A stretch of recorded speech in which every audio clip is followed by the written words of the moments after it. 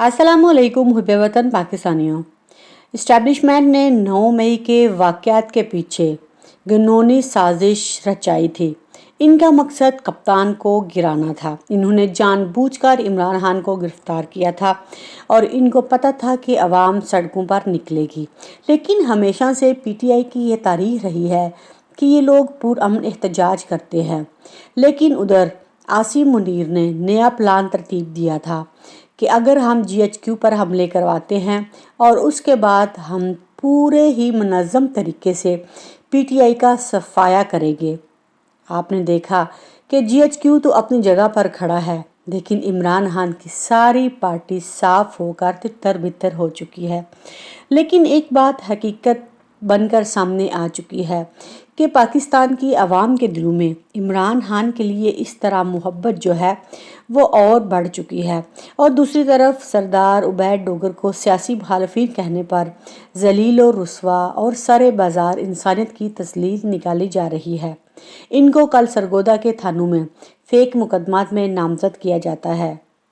IG Punjab inquiry commission बनाकर इंसाफ देने के नाम पर उनको तजलील कर रहे हैं। ऐसा जुल्म और तजलील तो शायद कूफा ने कफार के साथ भी नहीं की थी, जो इस वक्त पाकिस्तान में इंसानियत के नाम पर हो रही है। गुंडागर्दी का राज है और पूरी तरह इनको सपोर्ट जो है वो एस्टेब्लिशमेंट और आसिम मुनीर ही कर रहे हैं। और दूसरी तरफ सवाल ये पैदा होता है कि चेयरमैन नादरा तारिक मलिक से आखिर ज़बरदस्ती इस्तीफ़ा क्यों लिया गया।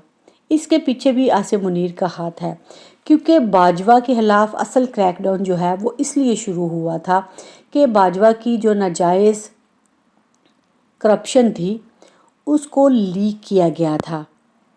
और जिस तरह ये आग की तरह खबर जो है वो पूरे पाकिस्तान में फैल चुकी थी, इसीलिए दूसरी तरफ जो चेयरमैन नादरा हैं उनको राना सनाउल्लाह के ज़रिए ये हुक्म दिया गया था कि तुमने हमारे कुछ नाजायज़ अहकामात मानने हैं। वो गैरतमंद बंदा था, मुहिब्बे वतन बंदा था। उसने इनके नाजायज़ अहकामात मानने से इनकार किया था। राना सनाउल्लाह और इसकी कंपनी ये चाहती थी कि ओवरसीज़ पाकिस्तानियों के मुतल्लिक़ जितना भी डेटा है उसको हासिल किया जाए और इनकी फैमिलीज़ के नाम जो हैं वो वोटर लिस्टों से निकालने का हुक्म भी दे दिया था कि इनकी फैमिलीज़ जितनी भी मौजूद हैं वहाँ पर उनके नाम वोटर लिस्टों से निकाल दिए जाएं, क्योंकि इनका मकसद एक ही है कि कप्तान के एक एक वोट को हम लोगों ने चुन चुन कर ख़त्म करना है। और इसीलिए अगर उन्होंने इनके तमाम अहकामात मानने से इनकार किया था तो उसके बाद जो चेयरमैन नादरा हैं तारिक मलिक, उनके बैरून मुल्क जाने पर भी पाबंदी आयद कर दी थी, क्योंकि इनको पता चला है कि अगर ये बाहर जाता है तो वहाँ पर ये जाकर हमारी पूरी तरह एक्सपोज करेगा। मैं एक बात और पूरे पाकिस्तान से कहती हूँ कि मुहिब्बे वतन पाकिस्तानियों, जिस दिन पाकिस्तान में किसी कर्नल की बीवी या आर्मी को कहना पड़े कि मैं पुलिस को बुलाता हूँ, तो उस दिन मुल्क में आइन और कानून की बालादस्ती कायम होगी और मुल्क तरक्की की ममालिक की फहरिस्त में शामिल होगा। लेकिन जिस तरह पाकिस्तान में फस्तायत जारी है उससे तो यही लगता है कि ये मुल्क तबाह होने जा रहा है। और दूसरी तरफ कराची के मेयर इलेक्शन में धौंस धांधली खरीदो फरोख्त से जमात इस्लामी के मैंडेट पर जानबूझकर आसिम मुनीर डाका डलवा रहा है। कराची के मेयर का नस्ब जो है वो हाफिज नईमुर रहमान का हक है। इलेक्शन कमीशन नोटिस क्यों नहीं लेता।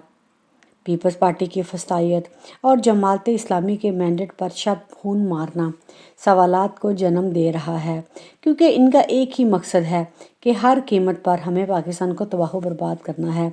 और दूसरी तरफ जो सलूक इस टाइम पर परवेज़ इलाही के साथ किया जा रहा है। परवेज़ इलाही साबिक चीफ मिनिस्टर हैं। इनके साथ जेल में गैर इंसानी सलूक रखा जा रहा है। 6x6 के सेल में कैद किया हुआ है। इस शख्स की उम्र जो है वो 75 ईयर्स है। इसको अद्वियात फराहम नहीं की जा रही। इसको इसीलिए इबरत का निशाना बनाया जा रहा है क्योंकि इसने इमरान खान का साथ दिया था। ये सब खुलेआम कानून और इंसानी हकूक़ की खिलाफ वर्जियाँ फासिस्ट रजीम की तरफ से जो है वो जारी हैं। शरीफ ख़ानदान हमेशा से ही एहसान फरामोश है। परवेज़ इलाही बतौर स्पीकर पंजाब असम्बली हमज़ा शहबाज के آرڈر جاری کرتے تھے تو حمزہ شہباز نے ساری جیل اسمبلی کے اپوزیشن چیمبر میں گزاری تھی۔ شہباز شریف بطور opposition leader public accounts committee اجلاس کے نام پر پروٹیکشن آرڈر لے کر ساری جیل منسٹر اینکلیو کے بنگلہ نمبر 25 میں منتقل کرتے تھے اور وہیں گزارتے تھے۔ لیکن اب سوال یہ پیدا ہوتا ہے کہ جن لوگوں نے ملک کی حفاظت کرنی تھی، جن لوگوں نے پاکستان کے آئین کی حفاظت کرنی تھی، وہی لٹیرے بنے ہوئے ہیں، اور دوسری طرف مریم نواز اور عاصم منیر کے درمیان شدید لڑائی جاری ہے۔ مریم نواز کہتی ہیں آپ لوگوں نے جہانگیر ترین کو لانچ کیا۔